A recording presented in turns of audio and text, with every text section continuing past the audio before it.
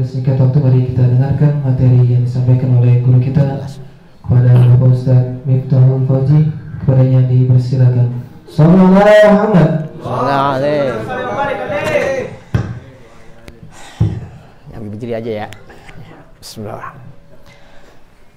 Yang jawab salam Abi, doain yang sakit semoga cepat sembuh. Yang sehat semoga semakin sehat. Dijauhkan dari semua penyakit. Yang belum dapat kerjaan semoga setelah acara ini dapat lamaran, banyak perusahaan yang datang.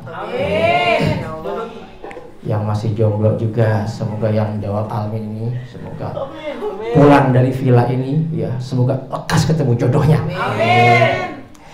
Yang dari kesusahan, punya utang banyak ya semoga keluar dari villa ini, semoga ya hutang-hutangnya Allah yang lunasin. Amin. Assalamualaikum warahmatullahi wabarakatuh. Waalaikumsalam warahmatullahi wabarakatuh.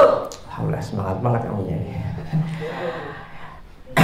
Alhamdulillah wassalatu wassalamu ala Rasulillah wa ala alihi wa ashabihi wa mawalah, la haula wa la quwwata illa billah. Subhanaka la ilma lana illa ma 'allamtana innaka antal alimul hakim. Qala rabbi shrah li sadri wa yassir li amri wahlul 'uqdatam min lisani yafqahu qawli. Wa ba'd. Bagaimana jadi pemuda yang baik? Nah, ini ada tema nih. Menjadi pemuda yang baper untuk agama dan bangsa. Nah, baper tuh apa? Nah, ternyata itu bukan maksudnya. Baper ini adalah bawa perubahan. Kenapa bawa perubahan ini penting untuk diangkat? Karena masa depan sebuah bangsa tergantung bagaimana generasi mudanya. Masa depan Kampung Benda, masa depan Depok ini tergantung kita. Kita seperti apa, itulah masa depan tempat kita. Baik di Depok, ya, yang paling kecil Kampung Benda, mungkin ya, yang ada di Pasir Putih juga. Ya, itu masa depan tergantung kita. Bagaimana kita ini bisa membawa sebuah perubahan, bisa membuat sebuah inovatif dan berinspiratif. Tergantung bagaimana pemudanya sekarang ini.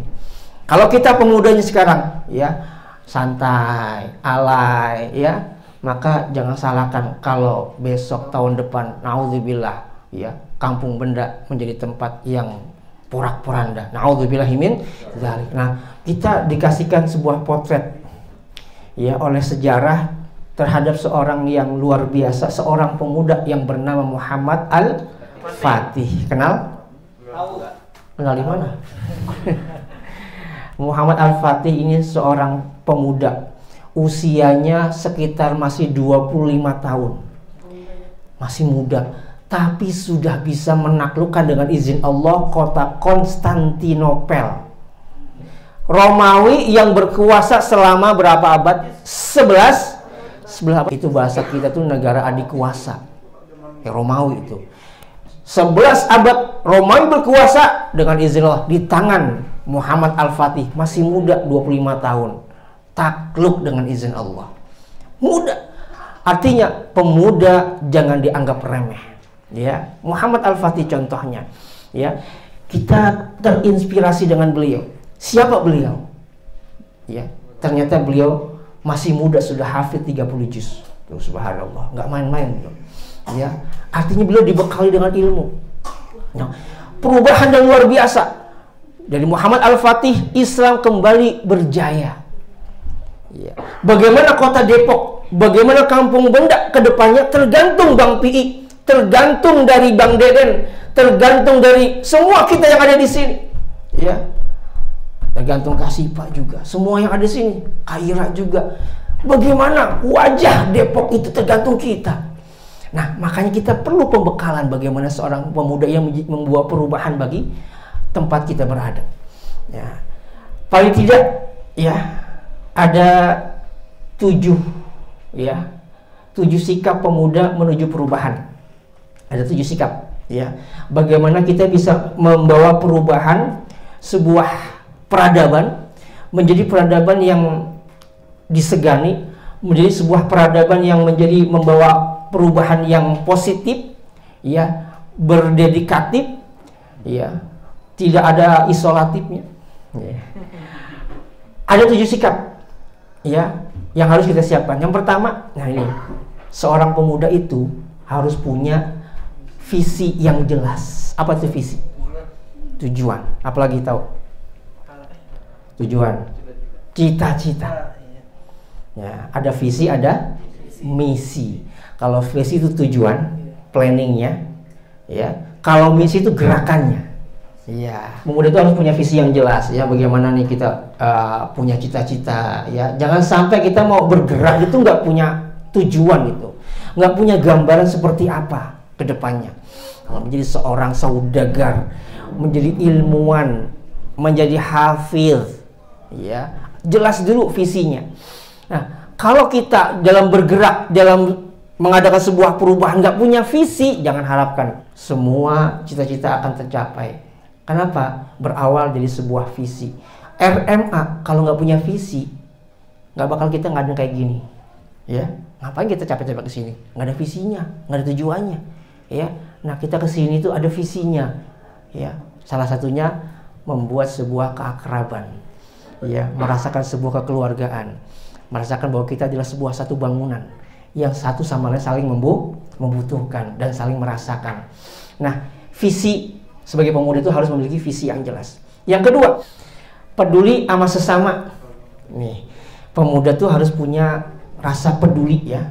Rasa peduli dengan sesama. Kalau temannya lagi sakit, temannya lagi butuh bantuan, nggak usah diperintah kalau bisa mah. Ya, kesadaran kita itu segera untuk nolong dia. Karena apa? Karena kita sebagai satu agama, terutama agama Islam, sama-sama beriman, adalah seperti sebuah bangunan. Al-mu'minu lil mu'mini kal bunyani. Seorang mukmin satu dengan mukmin lain seperti sebuah bangunan. Yashuddu ba'duhum ba'da, saling nguatin nih. Kalau temennya yang satu lagi hajatan, nolong bantuin. Ya, jadi apaan? Hah? Pengejek. Bantuin ya. Jadi punya kepedulian. Seorang pemimpin itu punya kepedulian sama temennya, sama saudaranya. Jangan yang nggak peduli, nggak peka kalau temennya itu sedang butuh bantuan, sedang mungkin sakit, kudu dijenguk ya, kudu dipijitin. Asal jangan corona aja ya. Nauzubillahimin dzalik ya. Jadi punya kepedulian terhadap sesama. Kemudian yang ketiga, ya, pemuda yang bisa membawa perubahan adalah bekerja sama dalam kebaikan. Kan? Dalilnya apa? Ya, dalam Al-Maidah ayat 2 Allah berfirman, "Wa ta'awanu 'alal birri wat taqwa." Bertolong-tolonglah kalian dalam apa? Kebaikan dan takwa. Oh, temennya mau sholat nggak ada mukena. Ya, ini urunan. Ya, beli mukena. Ya, mukena kayak nggak mau kena. Ya. Oh, temennya sholat nggak punya baju koko. Wah, kita urunan. Kalau bisa nih di kampung Benda cari nih siapa yang bahasanya itu orang yang benar-benar miskin banget tuh sampai mau sholat mau ke masjid nggak ada baju. Dan ternyata itu menjadi sebuah peluang yang amal, menjadi sebuah ladang amal kebaikan kita. Ketika itu sudah ya kebaikan kita terus dipakai, maka selama itu pula pahala akan senantiasa ngalir ke kantong jariah kita. Nah, jadi saling kerjasama. Masing-masing punya andil masing-masing beda-beda. Bangunan pun gitu. Ya, nggak semuanya harus jadi semen. Kalau semua jadi semen, nggak ada jadi bata. Nggak kelar ini bangunan. Ya. Kan indah tuh, lihat tuh. Ada bata, ada semen, ada pasir. Jadi indah. Ya, ada tiang, ada atap. Kan jadi indah. Ya, masing-masing kita punya karakter beda-beda. Begitupun dalam organisasi. Maka jangan salah nanti ketika dalam sebuah organisasi ada yang macam-macam. Ada yang sukanya rame, ada yang sukanya diem baik, gitu kan. Kita nggak bisa maksain nih orang itu harus sama kayak kita, nggak bisa. Karena karakternya udah beda-beda. Allah sudah kasih fitrah seperti itu. Ya, ada yang komunikatif, ada yang sukanya mojok baik, gitu kan. Ya, sukanya nyendiri gitu. Ada yang seneng kalau dikomporin seneng gitu kan, makin semangat. Ada yang dikomporin makin baper. Nah, beda-beda. Tapi nggak apa-apa, itu sebuah keunikan. Nah, tujuan kita hadir di sini adalah untuk sama-sama memahami bahwa kita ini dengan berbagai macam keunikan kita, berbagai macam karakter kita ternyata punya visi yang satu. Kita punya kerjasama yang satu, membentuk sebuah organisasi yang bernama Remaja Masjid Al-Ikhlas menjadi sebuah kegiatan remaja yang semoga menjadi istiqomah, ya, istiqomah dalam kegiatannya, istiqomah dalam segalanya, menebar kebaikan. Yang keempat, ya, berjiwa pembelajar. Seorang pemuda itu dalam sebuah pergerakannya jangan seperti beduk gitu kan, korak-korak tuk, tapi isinya apa? Kopong. Pemuda itu harus berkualitas dengan ilmu, dengan kita belajar, ya, dengan kita menggali. Kita punya basic, ya, punya basic. Apalagi di sini, alhamdulillah ya, sudah ada banyak yang udah jadi sarjana, ya. Bang P udah lulus, ya, Kak Dewi juga udah lulus, alhamdulillah, ya. Ya, Bang Diden sebentar lagi tinggal beberapa bulan lagi ya lulus, ya. Ya, tinggal 50 bulan lagi kalau nggak salah, ya. Doain ya. Yang lain semoga, ya, yang masih kuliah semoga Allah berikan kemudahan, ya. Nah, yang kelima, memiliki keberanian dalam menyatakan hak dan yang batil, ya. Seorang pemuda itu harus bisa bersuara, ya. Bukan berarti suka provokator, bukan. Karena perempuan itu hawanya kan apa ya, masih semangatnya, ya.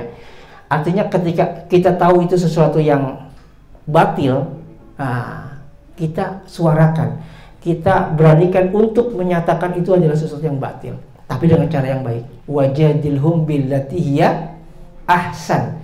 Debatlah, sampaikanlah cara yang terbaik ketika kita menyatakan soal kebenaran. Jadi kita sebagai pemuda harus punya keberanian dalam menyatakan hak dan yang batil. Jangan sampai dibiarin ada kemungkaran, dibiarin baik, ya. Kenapa? Ketika kemungkaran terjadi, yang dapat efeknya bukan orang yang soleh doang. Ini jadi masalah. Mohon maaf nih, kalau ada nih anak RMA, nauzubillah, jangan sampai nih ada melakukan hal yang nggak benar nih, jangan dibiarin, ya. Tegur dengan cara yang baik. Kenapa? Dampaknya satu organisasi jadi hancur, nauzubillah. Di mana aja, mau di kampung kek, ada kemungkaran dibiarin, jangan salahkan kalau terjadi masalah, adanya musibah. Kenapa terjadi bencana tsunami di Aceh? Kenapa terjadi bencana gempa di Palu? Terjadi bencana-bencana di Sumatera. Kenapa? Ya, salah satu kata para ulama, ada kemungkaran yang dibiarkan. Ya, kan dalam surat Al-Anfal ayat Allah berfirman, ya, wattaqu fitnatan la tusibanna alladziina zalamu minhum khassah. Takutlah terhadap musibah yang kalau menimpa nggak cuma yang orang zalim doang, pelaku maksiat doang, orang soleh juga kena. Nauzubillahi min dzalik. Kenapa? Karena adanya pembiaran. Nah, terutama pemuda ini, ya, harus bisa menyatakan itu nggak baik, tapi jangan sekedar nyampein, ya, tapi kagak tahu ilmunya. Makanya tadi sebelum kita menyatakan itu hak dan yang batil, harus belajar. Makanya kita setiap malam Jumat kalau bisa mah datang, ya. Kalau bisa nggak cuma acara kayak gini doang datangnya, ya, jauh-jauh jalan-jalan ke puncak datang. Dan yang dekat di Masjid Al-Ikhlas kagak datang, ya. Nah, kalau yang jauh aja datang, apalagi yang dekat, ya. Di masjid mungkin satu saat ya pindah ke rumah siapa kayak kemarin, ya, pindah-pindah nggak masalah. Karena untuk semakin kita mengakrabkan diri kita. Yang kelima, memiliki keberanian dalam menyatakan hak dan yang benar. Dan yang keenam, selalu berupaya mempertahankan akidah, akhlak, dan kepribadian. Karena kebanyakan orang-orang menyimpangkan akidah itu sasarannya anak-anak muda. Nah, seorang pemuda itu harus bisa mempertahankan akidahnya, akhlaknya juga. Akhlak itu penting, bukan cuma pinter, tapi akhlaknya kagak bener. Pinter, akhlaknya juga benar. Punya kepribadian yang baik, akidah yang mantap, ya, jangan sampai akidah tergadaikan. Dan yang terakhir, ya, memiliki etos kerja yang tinggi, ya, semangat tentunya, ya, karena anak muda biar harus kerja dengan penuh semangat. Nah, ini beberapa hal, ya, yang harus dimiliki oleh seorang pemuda, ya, menjadi pemuda yang membawa perubahan, pemuda yang baper, ya, untuk sebuah perubahan. baik perubahan sebuah zaman, ya, perubahan yang menentukan bagaimana wajah negara kita, wajah kampung kita ini dari pemudanya. Diharapkan nih kita sebagai pemuda ini bisa menjadi sebuah cerminan bangsa, ya, agar kita menjadi pemuda yang disegani, ya, karena terus terang ya orang-orang Yahudi ya ini ngincernya anak-anak muda. Kita jangan sampai terpengaruh, ya kita tetap berdoa sama Allah agar kita selamat dari corona, selamat dari penyakit semuanya. Demikian yang dapat Abi sampaikan. Mohon maaf, lebih kurang maaf. Wassalamualaikum. Subhanakallahumma wa bihamdika asyhadu an la ilaha illa anta astaghfiruka wa atubu ilaik. Assalamualaikum warahmatullahi wabarakatuh.